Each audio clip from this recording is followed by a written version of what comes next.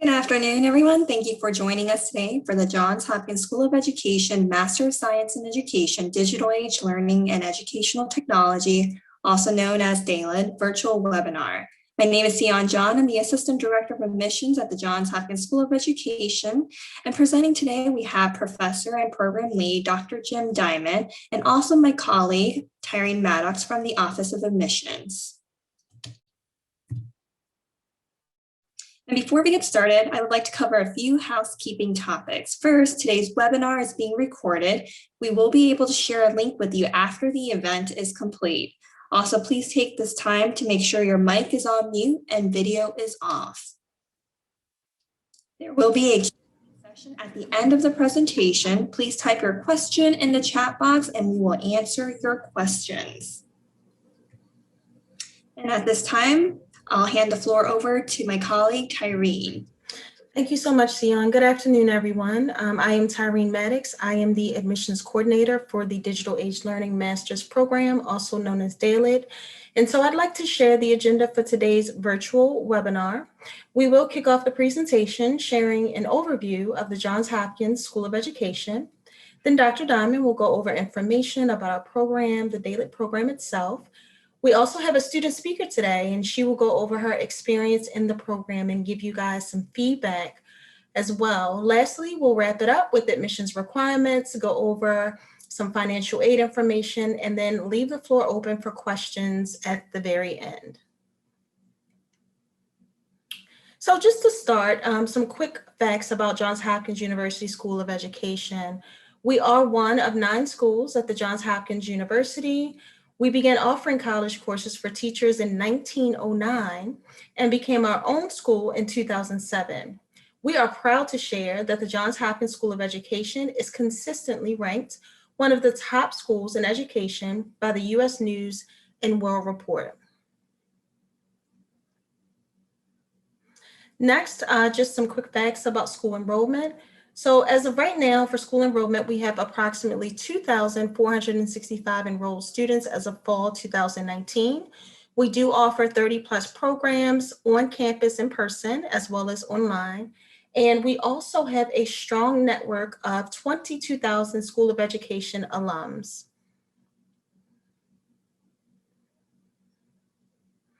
Our faculty presenter today is Dr. James Diamond. He is the faculty lead for DALED.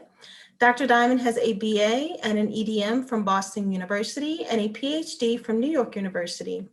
He is a researcher in the field of digital media and learning, focused on the use of educational games to enrich K-12 learning and teaching for students and teachers. He has experience in educational research, design, and evaluation. And he also studies in the areas of interest that include K-12 history, social studies, and civics education, STEM education, computational thinking, as well as disciplinary literacy. He's also engaged in research funded by the National Science Foundation, the MacArthur's Foundation, Hastic Digital Media and Learning Initiatives, the Gate Foundation, and the Robin Hood Foundation as well. So without further ado, I'd like to introduce your speaker for today, Dr. James Diamond. Thanks, Tyreen. Can you hear me okay? Yes, I can hear you perfectly fine. Okay, thanks a million. Okay, well, thank you, everybody. It's nice to see, well, at least to see your names here in the chat space this afternoon. Let me give you one quick update at the top before we get started. So we're actually not going to have a student speaker this afternoon, unfortunately. We typically like to have student speakers during these webinars. They are inevitably great resources for students interested in the program. We just weren't able to schedule somebody for today. Like many of you, most of our students are working professionals and aren't always able to be available at this time. But what I will say is that you are welcome to contact me. You'll have my contact information at the end of the webinar, or you can contact somebody in admissions and they'll get in touch with me. And there are any number of current students along with alums in the program who enjoy speaking with interested applicants a great deal. And I would encourage you to take them up on that offer. They they're often the best resources you can have when you're thinking about graduate programs. Okay, so with that said, you're stuck with me.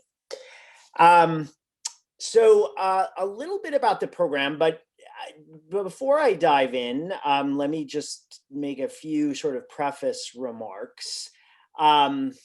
So one, let me say, I think it's important to know, for you to know how this program defines educational technology. It's a big field. It means a lot of things to a lot of people. And I think it's helpful for you to hear from me how we define it, how we operationalize it, because I think that gives you a sense of what we're about here. So the program's sort of official definition for educational technology comes from that of the Association for Educational Communications and Technology, which is a large professional organization of instructional designers and instructional technologists. It's been around a long time. And they are one of the professional organizations to which DALIT, our program, aligns its program learning objectives. And AECT defines educational technology as following. Educational technology is the study and ethical practice of facilitating learning and improving performance by creating, using, and managing appropriate technological processes and resources.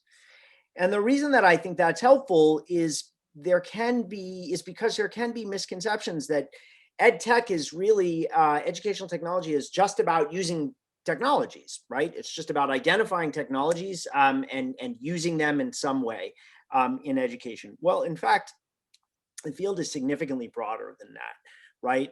And it's really about how human beings in certain environments, in certain places, with certain needs and certain constraints, use tools to improve learning outcomes of many different kinds, right?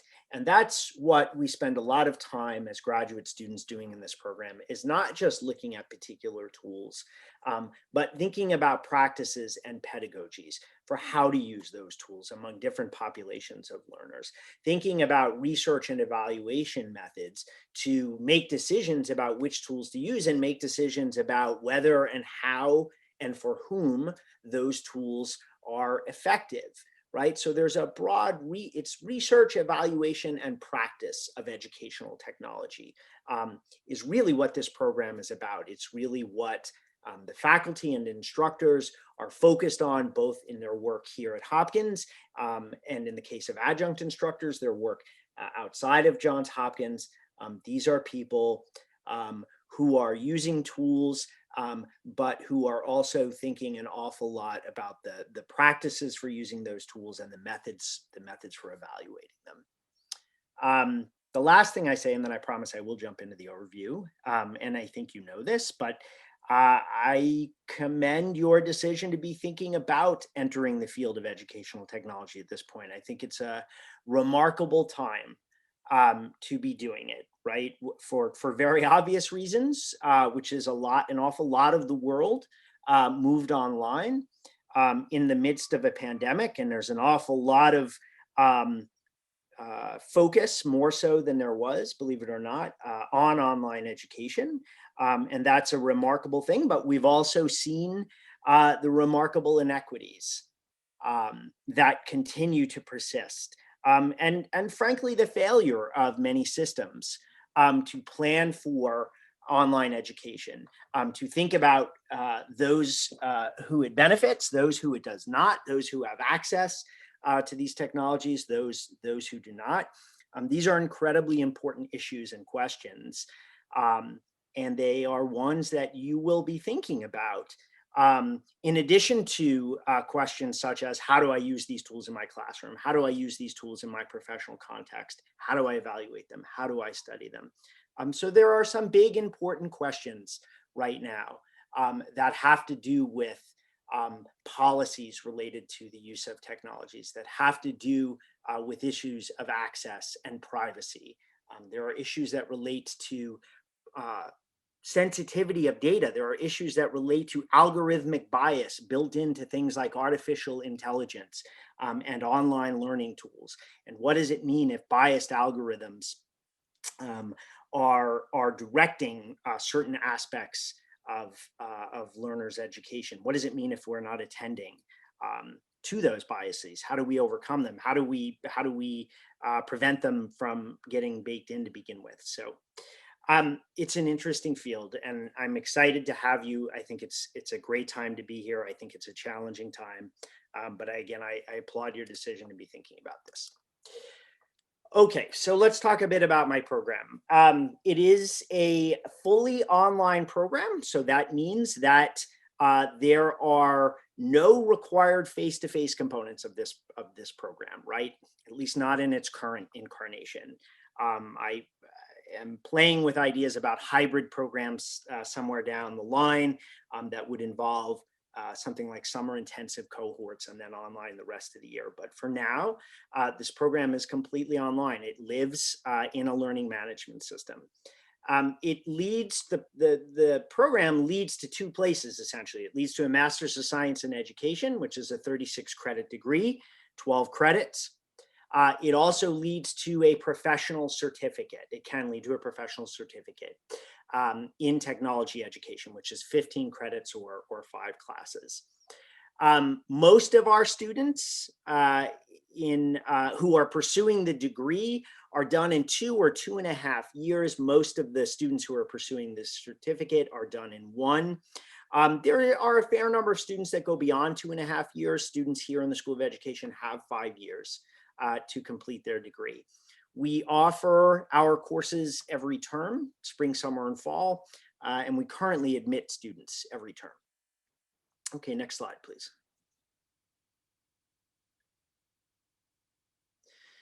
So who do I think this program is ideal for?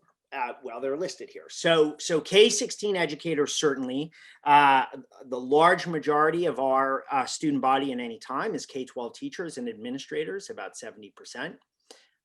And by administrators, I mean school leaders, people, the principal, less so, but more often assistant principal level, but also district level people. And then the remaining percentage in the adult education space, right, which is a very, very broad space. So there you have higher education professionals. We have some people in the U.S. military. We have people in media and publishing. We have people who begin as consultants and leave as consultants, or are currently working in schools or elsewhere and wind up becoming independent consultants in the field of educational technology by the time they leave. And certainly in the online education space, and now increasingly so. So perhaps unsurprisingly, we do get more and more requests. We get more and more inquiries about what it is that our program offers in the online ed space. And I'll talk a little bit about that in a minute. Next slide, please. This, our student body. So this number shifts a little bit, as you can imagine, right? So plus or minus 5, we are typically 75 or 80 students at any given time. The large majority of whom are part-time, meaning they're typically taking 2 courses a term and either 5 or 6 courses per year. This number is about right. It's typically about 50 females, 25 males or so. And the average age of our students across the board is in the mid-30s, although that you have a range there from people who are just out of undergraduate to some people who are career changers and can be in their 50s or early 60s. Okay, next slide, please. So this is just to show you that our students come from all over the place. It's an online program, and that can happen. So you can see students come from a number of states in the United States and different countries around the world. Next slide, please.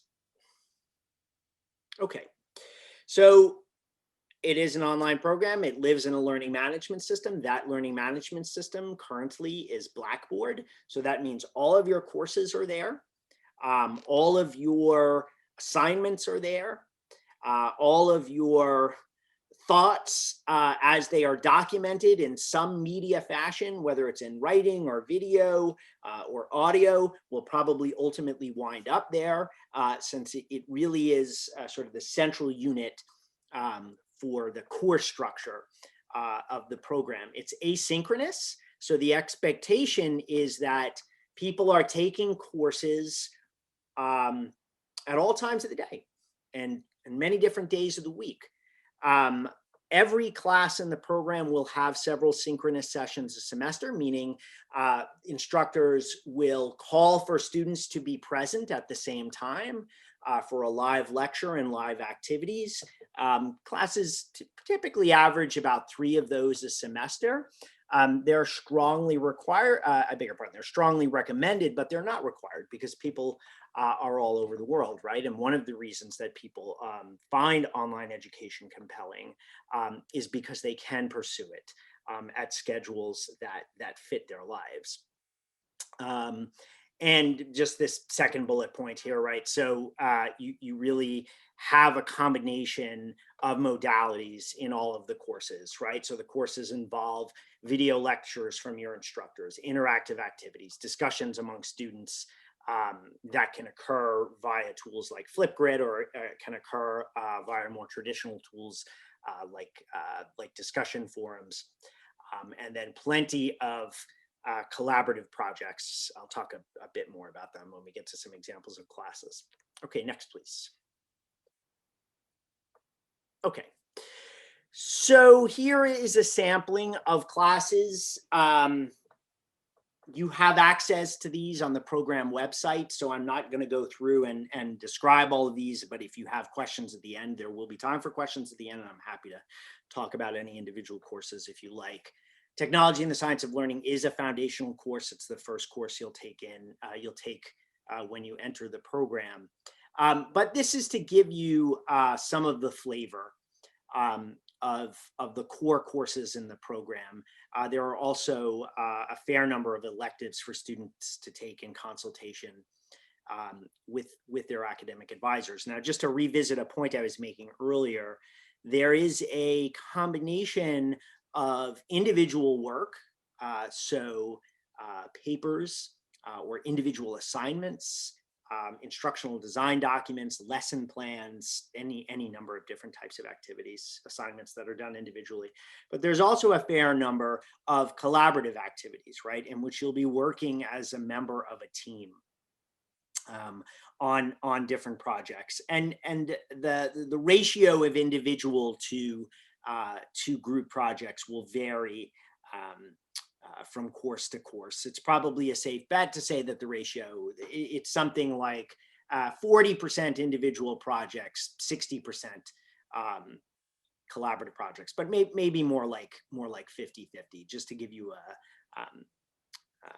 some sense of what the work is like, how much you're going to be doing on your own, how much you're going to be doing with your peers. Okay, next slide, please. Okay, so our faculty, we currently have 2 full-time faculty members, myself and Dr. Chris Devers, and then a large number of adjunct instructors who come from many different fields. So we are in the higher, as Chris and I are, higher education faculties and researchers. A number of our instructors are school principals and assistant principals, so they're K-12 school administrators. We have professional instructional designers. We have employees of the federal government. We have people who have worked as media producers in the educational publishing realm, for example. We have people who work as online learning platform administrators and designers. So it's a wide range. The industries from which our instructors come are a wide range, which is very beneficial for our students. Next slide, please. Okay, so ed tech is a big field, and people come from all over the place and they go all over the place. Now, as I said, in our program, most students at any given time are in the K-12 space. that is slowly changing over time. So the program maintains and will continue to maintain its core commitment to the K-12 technology integration space. But we continue to have people who come in who are interested in careers in learning experience design, who are interested in careers in instructional design, who are interested in careers as curriculum developers, game developers, other aspects of media production, technology consulting. So our students really do come from lots of different industries, and they wind up going out into lots of different industries. And this is where, to refer back to a comment I made earlier, if you are a person who's coming from a different industry or thinking about going into a different industry, I think you'd be well served by getting in touch with the program and seeing if there is a current or former student with whom you can talk to get some of your questions answered about the program and their thoughts about how well the program served them with respect to their careers as professionals. Okay, next slide, please. So as I said, the program is completely online. It is certainly applicable in many different fields. You do have faculty and instructors who really bring a wealth of expertise and a wealth of professional and educational backgrounds and experiences, and bring that to bear in their instruction, in their advisement, in every aspect of their communications and relationships with students. And increasingly now that this was happening anyway, but certainly over the past year, we continue to have a stronger focus on blended and hybrid learning, right? So beginning to think about the default position in some ways, not necessarily as traditional face-to-face instruction or not necessarily as purely online instruction, but some combination of the two, right? Some combination of face-to-face, in-person teaching and learning, and some aspects of online teaching and learning, and learning to think about how to integrate those modalities as educators and as designers. So we're doing more and more of that. We're reintroducing a couple of courses right now, as a matter of fact, that'll start up in fall 2021, that are focused solely on online and teaching and learning for adults, right? So one course, instructional design for online learning, another foundations of online teaching and learning for adults. So again, sort of responding to this increasing demand for a focus on online learning, but also responding to the need for people to leave here very well versed and very comfortable in thinking about learning happening across a range of environments. Okay, next slide, please. So this is an example schedule. You will ultimately create your programs in consultation with an academic advisor. This would be a typical student, right, taking 2 courses a semester. And you see here 2, 4, 6, 8, 10, 12. So beginning in fall 2020, or if you were beginning fall 2021 and going through to the summer of 2 years later and finishing up. You'll note that in the last semester, these 2 courses that are called advanced, those are essentially students' capstone experiences. So like many master's degree programs, the program has a capstone, right? So students are expected to engage in some form of independent study, which usually entails some level of design, perhaps some level of evaluation of a unique product or building on a product that they started in another class and attempting to implement it somewhere. And in the best case scenario, depending on the timeline, gathering some data to learn something about its effectiveness, and then finally to reflect on it. The other piece of the student capstone here is that students leave with a digital portfolio. So there's a process. So we use a portfolio both as a kind of summative assessment, right? So we align in every course, we align all of our assignments and activities to different program learning objectives. And then when we come to the end, we ask students to curate, to go back over their classes and to look at the program learning objectives and to pull examples from the work they've done to serve as indicators of their competencies with respect to those standards, and to write about them and to reflect on what's changed with respect to their competencies over time. So the completion of the portfolio is another aspect of the capstone that students then take with them. And I periodically hear from alums who have actually, who use those digital portfolios if they're taking new positions, for example. Okay, next slide, please. Oh, I'm done. All right, thank you, Dr. Diamond, for a wonderful presentation.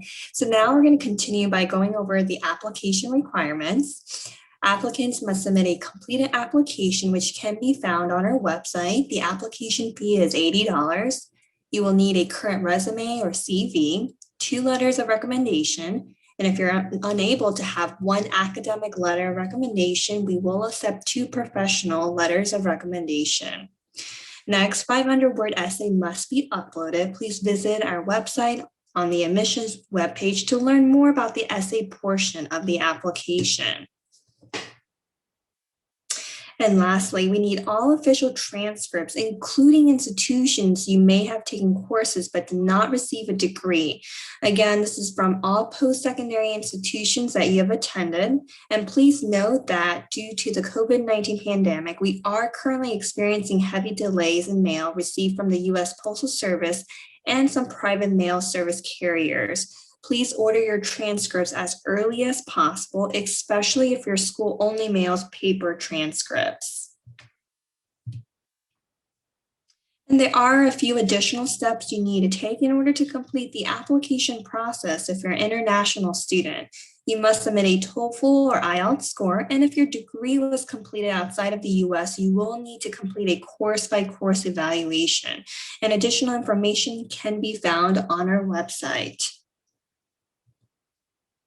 And the tuition for the 2020-2021 academic school year is $882 per credit for online classes and a $15 per credit technology fee. And this excludes textbook, course materials, graduation fee, and registration fee.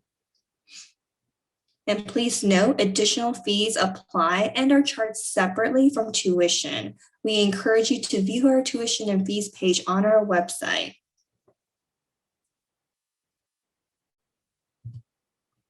And if you're interested in applying for financial aid, we strongly encourage you to apply for financial aid when you start your application.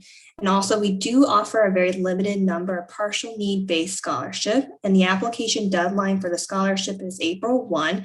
Please visit our website if you have any questions relating to financial aid.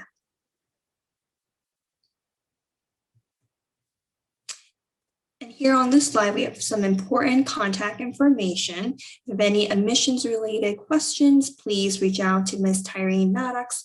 And then any program related question, please reach out to Ms. Liesl McNeil.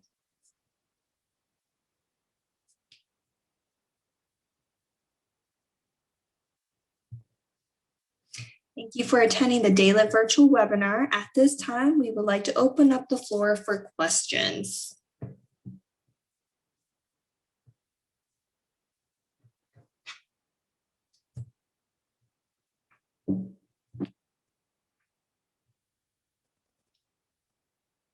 All right, Dr. Diamond, I just received a question privately. Okay. Question is, thank you for the presentation. I plan on working full-time and going to school part-time. Can you let me know how many hours I should allocate per week on schoolwork? Yes, great question. So thank you. We typically advise students to expect, so between your reading, your assignments, your various activities, for any given class in the program, you should expect to spend a minimum of 6 to 8 hours a week, and more realistically, to expect something like 10 to 12 hours per week per class. Now that, as you can imagine, will vary from course to course. So that's an average, but that's a good average. Okay, we have just received another question, and the question is, do I need to have prior experience in education in order to apply to this program? Well, that's a good question. So the short answer is no. So for example, it's an interesting question, right? Because most of us have prior experience in education in some ways because we've been through it, not necessarily as a professional educator. But for example, we've had people come into the program as lawyers, as engineers. We've had people come through as physicians' assistants, who are changing careers. So who do not have formal experience as educators, either in the K-12 classroom or in the adult education space. However, it is helpful to come into the program with professional experience for 2 reasons. Well, for at least 2 reasons, let's say that. So one is, so much of the work in this program is applied, right? So you spend an awful lot of time reading about theory, you spend an awful lot of time reading about conceptual frameworks, but you spend even more time applying those, right? So you take these theories, you take these frameworks, and you put them into practice, either through your practices as a classroom instructor, or through your design techniques as a curriculum developer, or an instructional designer, or an educational game developer. And it can be helpful to have something like a set of pre-existing schemas about what it is to be an educator, right, coming into the program. So it's certainly not a requirement. It's helpful.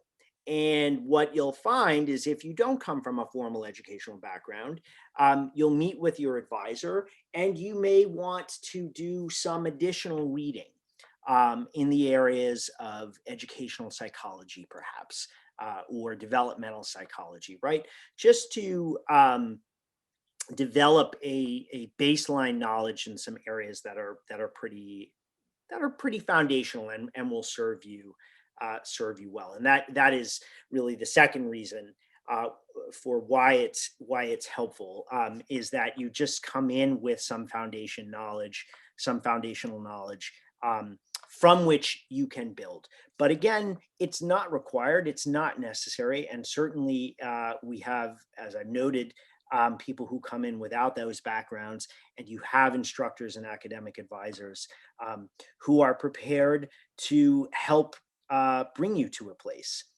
where you do have that foundational knowledge, and you do have some set of working ideas about professional contexts in which the things you're learning will apply. I hope that answers your question. Thank you so much, Dr. Diamond. I have a question from Delaney. It says, I am curious about the designation of this degree as a Master of Science in Education. I have seen comparable degrees at other institutions designated as Master of Arts. So I was wondering if you could speak to the difference. Yes, certainly. The answer that I'm going to give you is probably going to be a little disappointing, because the differences can be murky. Depending on who it is you talk to. So one way to think about a Master of Science degree, right? Traditionally, a Master's of Science degree. Traditionally, the assumption was that was a research-oriented degree, right? That people who were receiving Masters of Science were possibly, not absolutely, but possibly going to be continuing on to do research, to do doctoral work, right? So there was an emphasis on research methods. That remains true in the degrees here in the School of Education, right? So our students are taking courses in research methods, in evaluation methods. The flavor of those courses changes depending on the program. So in that way, we remain true, I think, to one traditional connotation of the Master's of Science degree. Now, I have actually surveyed our students twice in the past 2.5 years, current students and alums. And one of the things I was thinking a lot about when I first came into this program was whether an MED or an EDM, so I wasn't even thinking about an MA at that point, would be a more appropriate degree for this program, right? So an EDM or an MED, I have an EDM, it's the same thing, right? A master's in education, can be treated as a terminal degree, right? So unlike perhaps a Master of Science, in which again, there might be an expectation that you're going to go on to do doctoral work, in MED, traditionally, the idea was that you were probably going to be done. That was going to be the end of your graduate education.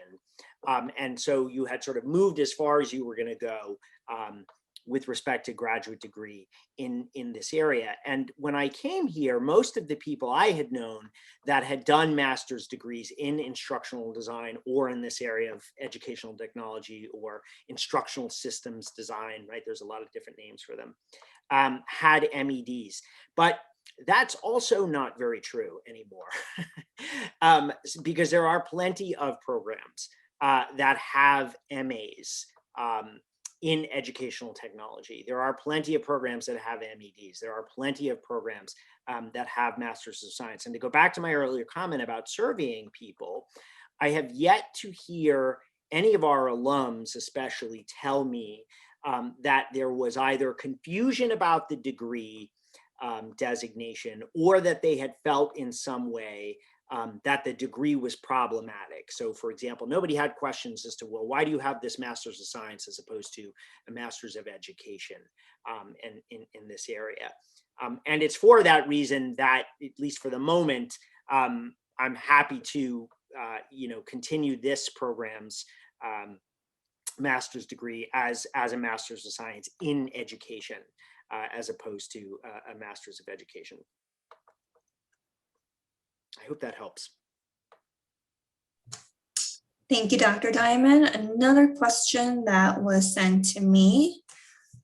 Will this program be helpful to people who want to be software engineers and design education software? So let me see. So if by helpful you mean, you're going to walk out of this program as a proficient coder, if that's what you're asking, helpful with respect to software development? The answer is no. It is not a program that specializes in coding or developing, for example.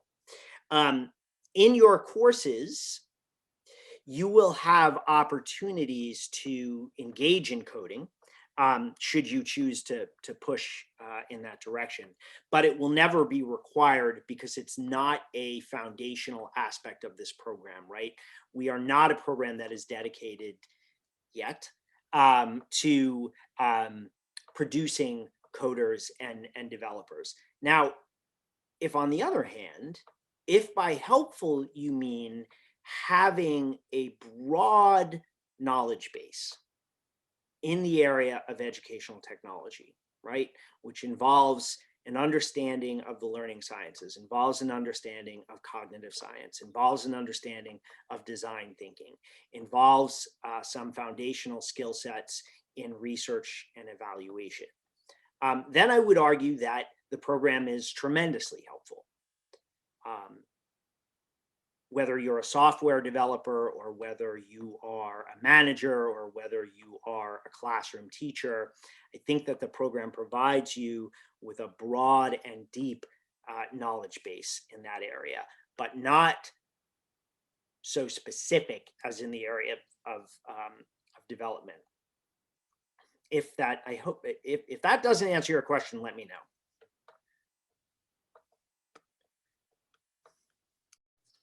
Thank you, Dr. Diamond. The next question we have from Jamie is, I currently have a Master of Arts in Education, concentration in secondary science curriculum and instruction. Would you recommend just pursuing the certificate? And if so, what specific courses fit into the program of courses for the certificate? I've been teaching for 20 years. This is a good layered question.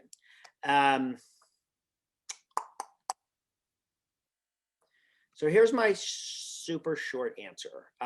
Let's talk separately if you're comfortable with that.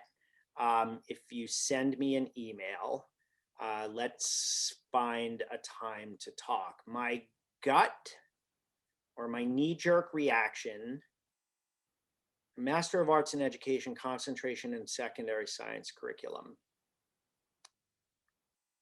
My gut is that the certificate would be more appropriate if you're looking to stay in the classroom. But again, why don't we find time to talk separately? Okay, I have one more question from another attendee. The question is, does the online university's distance learning technology make it easy for you to learn and interact with fellow students and professors? My impression is that online learning sometimes does not allow opportunity for networking. Really good point. So, you know, to be honest, that's my impression too. And I think it is a place that online education, you know, that we can, I think some places do this really well. Some places do it less well. I think it is an ongoing and important area in online education is community development. So professional, yes, professional networking, but also developing the idea of a community of inquiry, right? Which is a pretty foundational model in the area of online education, right? That for online education to be effective, we have to design spaces such that students feel different types of presence and instructors feel and experience different types of presence. What I think our program does well in this area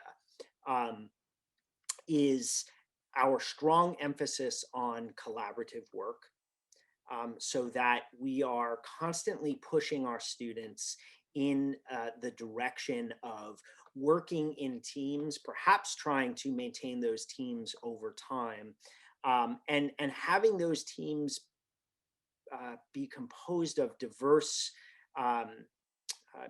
come from a range of professional backgrounds, right? So that people can bring their expertise and also bring different areas of expertise and also learn from one another in their groups. That's something I think our program does very well. We also do things like program-wide seminars, podcasts, book clubs, that meet periodically, right? So this is a way that we also foster community in the online space for students that are also over the world. Increasingly, we're making use of Slack channels, right? Which is, you know, depending on how they're used, they're not the most personal spaces. They can be, depending on what practices an instructor is using to help foster these kinds of meaningful relationships, but also depending on how students are using them. And increasingly in the program, and something I would like to get to actually, is in our orientation, is to really spend time together thinking about effective practices for feeling one's, you know, to feel as a member of a community, right? But to also to work toward becoming a member of a community in online spaces. So that is something, certainly my program, but certainly others in the School of Education, to which we are dedicated and are constantly looking to improve what we're doing, because I think it's a challenge.